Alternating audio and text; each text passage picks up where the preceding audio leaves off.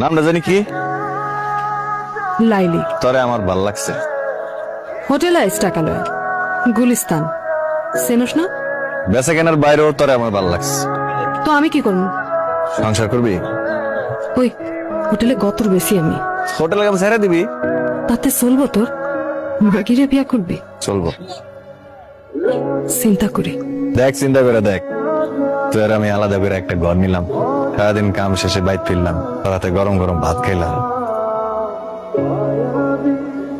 সংসার করবি?